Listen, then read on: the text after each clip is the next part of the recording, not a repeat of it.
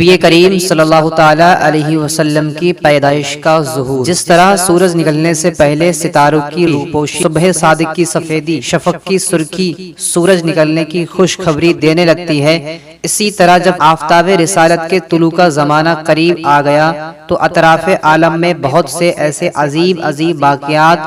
اور خوارق عادات بطور علامات کے ظاہر ہونے لگے جو ساری کائنات کو جھنجھوڑ کر یہ بشارت دینے لگے کہ اب رسالت کا آفتاب اپنی پوری آب و تاب کے ساتھ طلوع ہونے والا ہے۔ چنانچہ اصحاب فیل کی ہلاکت کا واقعہ، ناگہاں برآنے رحمت سے سرزمین عرب کا سبز و شاد ہو جانا اور برسوں کی خشک سالی دفعہ کو پورے ملک میں خوشحالی کا دور ہو جانا، بتوں کا منہ کے بل گر پڑنا، فارس کے مجوسیوں کی 1000 سال سے جلائی ہوئی آگ کا ایک لمحے میں بجھ جانا، کسریٰ کے محل کا زلزلہ اور اس کے 14 کنگوروں کا منہدم ہو جانا، ہمدان اور کم کے درمیان کے 6 میل لمبے 6 میل چوڑے بحور صحابہ کا یکایک بالکل خشک ہو جانا، شام اور کوفہ کے درمیان بادی سما کی خشک ندی کا اچانک جاری ہو جانا، حضور نبی کریم صلی اللہ تعالی علیہ وسلم کی والدہ کے بدن سے ایک ایسے نور کا نکلنا جس سے برسا کے محل روشن ہو گئے، یہ سب واقعات اسی سلسلے کے کڑیاں ہیں جو حضور صلی اللہ تعالی علیہ وسلم کی تشریف آوری سے پہلے ہی مبشرات بن کر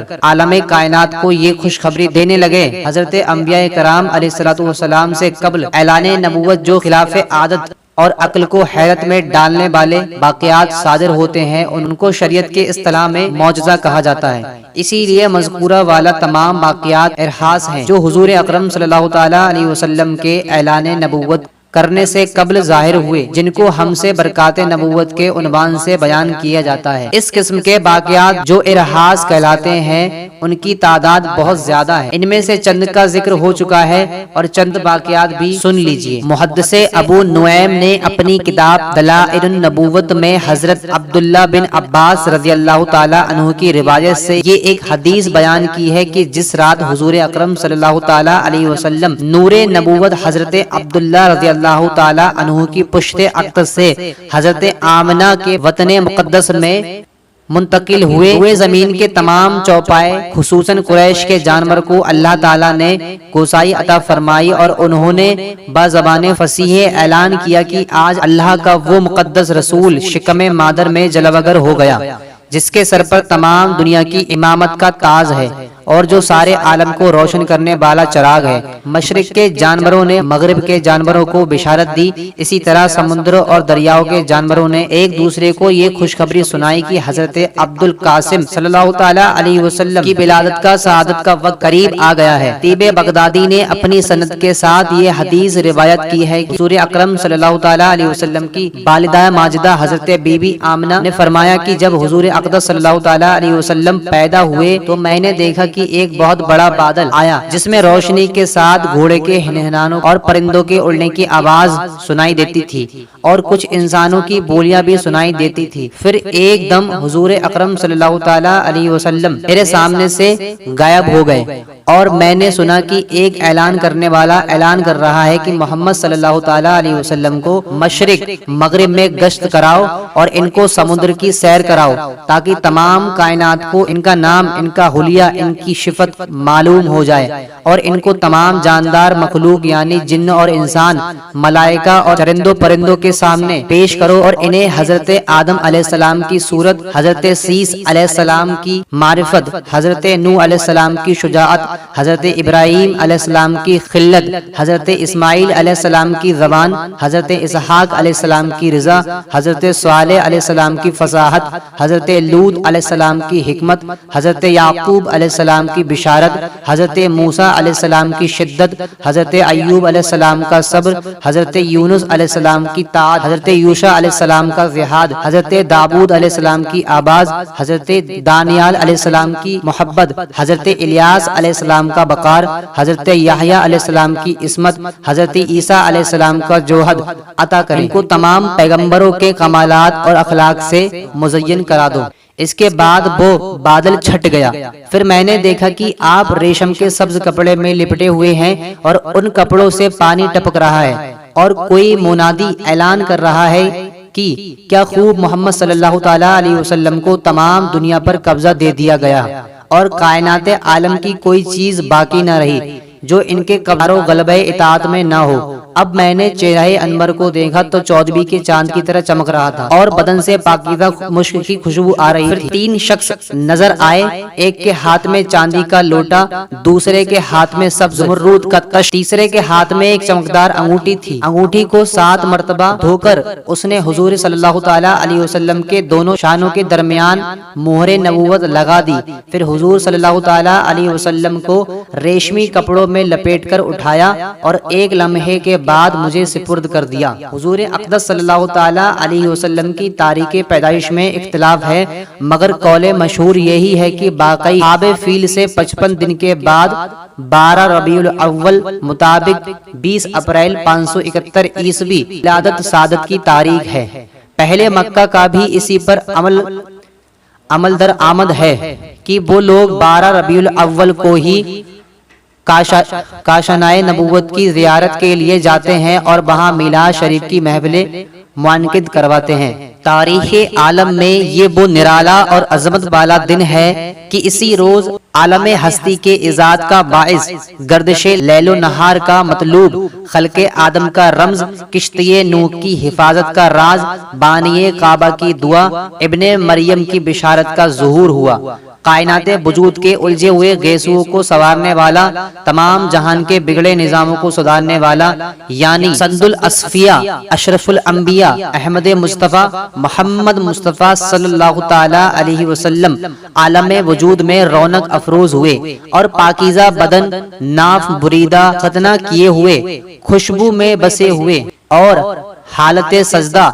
مکہ مکرمہ کی مقدس سرزمین میں اپنے والد ماجد کے مکان کے اندر پیدا ہوئے۔ دادا عبد المطلب کو بلایا گیا جو اس وقت طواف کعبہ میں مشغول تھے۔ یہ خوشخبری سن کر دادا عبد المطلب خوش حرم کعبہ سے اپنے گھر آئے اور بالہانہ جوش محبت میں اپنے پوتے کو کلیجے سے لگا لیا، پھر کعبے میں لے جا کر خیر و برکت کی دعا مانگی اور محمد نام رکھا صلی اللہ تعالی علیہ وسلم۔ آپ صلی اللہ تعالی علیہ وسلم کے چچا ابو لہب کی لونڈی سبیبہ خوشی میں دوڑتی ہوئی گئی اور ابو لہب کو بھتیجا پیدا ہونے کی خوشخبری دی تو اس نے اس خوشی میں شہادت کی انگلی کے اشارے سے سبیبہ کو آزاد کر دیا، جس کا ثمرہ ابو لہب کو یہ ملا کہ اس کی موت کے بعد اس کے گھر والوں نے اس کو خواب میں دیکھا اور حال پوچھا تو اس نے اپنی انگلی اٹھا کر یہ کہا کہ تم لوگوں سے جدا ہونے کے بعد مجھے کچھ کھانے پینے کو نہیں ملا،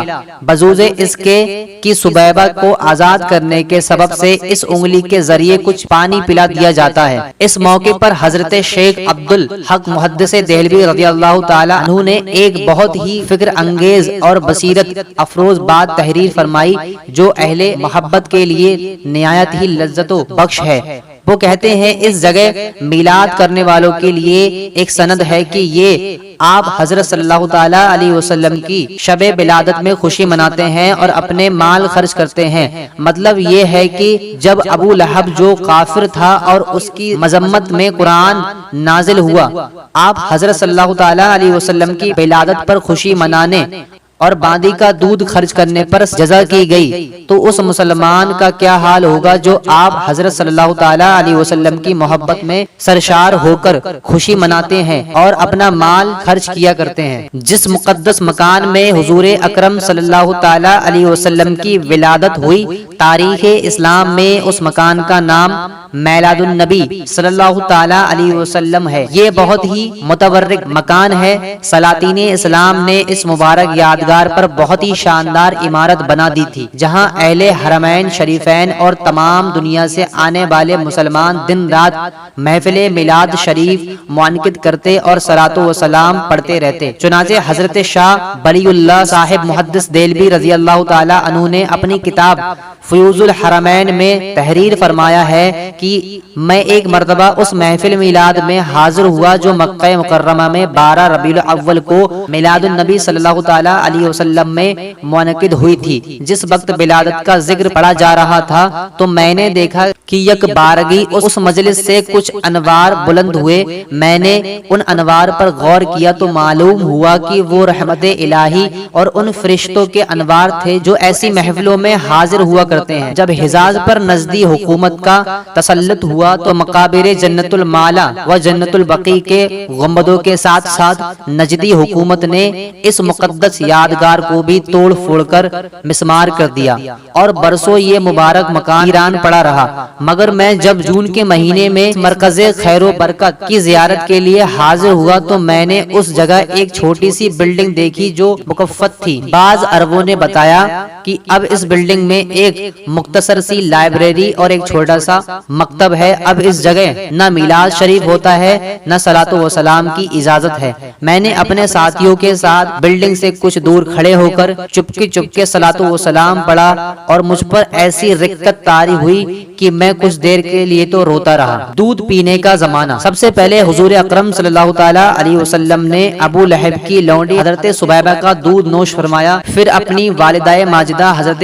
آمنہ رضی اللہ تعالی عنہ کے دودھ سے سیراب ہوتے رہے۔ پھر حضرت حلیمہ رضی اللہ تعالی عنہا آپ کو اپنے ساتھ لے گئیں اور اپنے قبیلے میں رکھ کر آپ کو دودھ پلاتی رہیں اور انہی کے پاس آپ صلی اللہ تعالی علیہ وسلم کے دودھ پینے کا زمانہ گزرا۔ شرفائے عرب کی عادت تھی کہ وہ اپنے بچوں کو دودھ پلانے کے لیے گرد و نواح دیہاتوں میں بھیج دیتے تھے۔ دیہات کی صاف ستھری آب و ہوا میں بچوں کی تندرستی اور جسمانی صحت بھی اچھی ہو جاتی تھی اور وہ خالص اور فصیح عربی زبان بھی سیکھ جاتے تھے، کیونکہ شہر کی زبان باہر کے آدمیوں کے میل جول سے خالص اور فصیح و بلیغ زبان نہیں رہا کرتی تھی۔ حضرت حلیمہ کا بیان ہے کہ میں بنی سعد کی عورتوں کے ہمراہ دودھ پینے والے بچوں کی تلاش میں مکہ کو چلی۔ اس سال عرب میں بہت سخت کالا پڑا ہوا تھا۔ میری گود میں ایک بچہ تھا، مگر فقر و فاقہ کی وجہ سے میری چھاتیوں میں اتنا دودھ نہ تھا جو اس کو کافی ہو سکے۔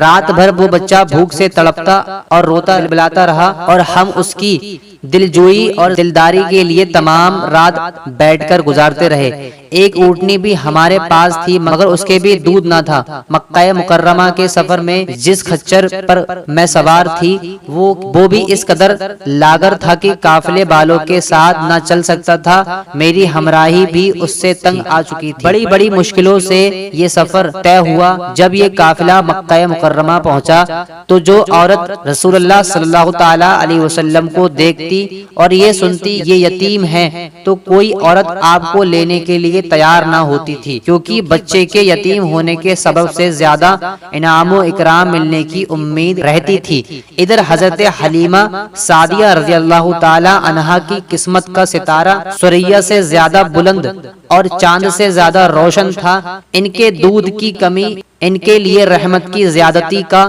باعث بن گئی، کیونکہ دودھ کم دیکھ کر کسی نے ان کو اپنا بچہ دینا گوارا نہ سمجھا۔ حضرت حلیمہ سعدیہ رضی اللہ تعالی عنہا نے اپنے شوہر حارث بن عبد العزیٰ سے کہا کہ یہ تو اچھا نہیں معلوم ہوتا کہ میں خالی ہاتھ واپس جاؤں، اس سے تو بہتر یہی ہے کہ میں اس یتیم ہی کو لے چلوں۔ شوہر نے اس کو منظور کر لیا اور حضرت حلیمہ رضی اللہ تعالی عنہا اس در یتیم کو لے کر آئیں، جس سے صرف حضرت حلیمہ رضی اللہ تعالی عنہا اور حضرت آمنہ رضی اللہ تعالی عنہا ہی کے گھر میں نہیں بلکہ کائنات عالم کے مشرق و مغرب میں اجالا ہونے والا تھا۔ یہ خدا بند قدوس کا فضل عظیم ہی تھا کہ حضرت حلیمہ کی سوئی ہوئی قسمت بیدار ہو گئی اور سربر کائنات صلی اللہ تعالی علیہ وسلم ان کی آغوش میں آ گئے۔ اپنے خیمے میں لا کر جب دودھ پلانے بیٹھتی تو برانے رحمت کی طرح برکات نبوت کا ظہور شروع ہو گیا۔ خدا کی شان دیکھیے کہ حضرت حلیمہ کے مبارک پستان میں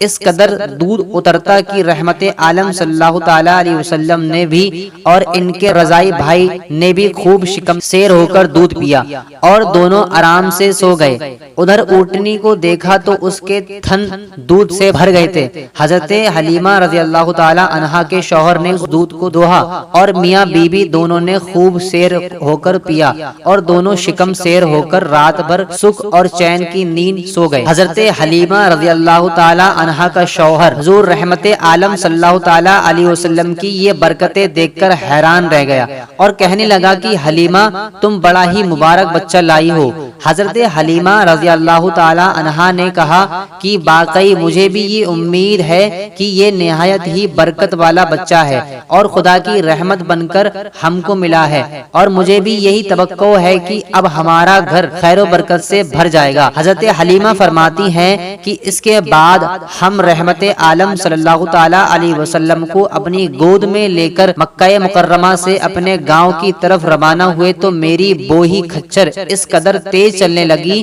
کہ کسی کی سواری اس کی گرد کو نہیں پہنچتی۔ قافلے کی عورتیں حیران ہو کر مجھ سے کہنے لگی کہ اے حلیمہ کیا یہ وہی کھچر ہے جس پر تم سوار ہو کر آئی تھی یا کوئی دوسرا تیز رفتار کھچر تم نے خرید لیا ہے؟ الغرض ہم اپنے گھر پہنچے، وہاں سخت قحط پڑا ہوا تھا، تمام جانوروں کے تھن میں دودھ خشک ہو چکے تھے، لیکن میرے گھر میں قدم رکھتے ہی میری بکریوں کے تھن میں دودھ بھر گئے۔ اب روزانہ میری بکریاں چارہ گاہ سے واپس آتی تو ان کے تھن دودھ سے بھرے ہوتے، حالانکہ پوری بستی میں اور کسی کو اپنے جانوروں کا ایک قطرہ دودھ نہیں ملتا تھا۔ میرے قبیلے والوں نے اپنے چرواہوں سے کہا کہ تم لوگ بھی اپنے جانوروں کو اسی جگہ چراؤ جہاں حلیمہ کے جانور چرتے ہیں۔ چنانچہ سب لوگ اسی چارگاہ میں اپنی مویشی چرانے لگے جہاں میری بکریاں چرتی تھی، مگر یہاں تو چارگاہ اور جنگل کا کوئی عمل دخل ہی نہیں تھا۔ یہ تو رحمت عالم صلی اللہ تعالی علیہ وسلم کے برکات نبوت کا فیض تھا،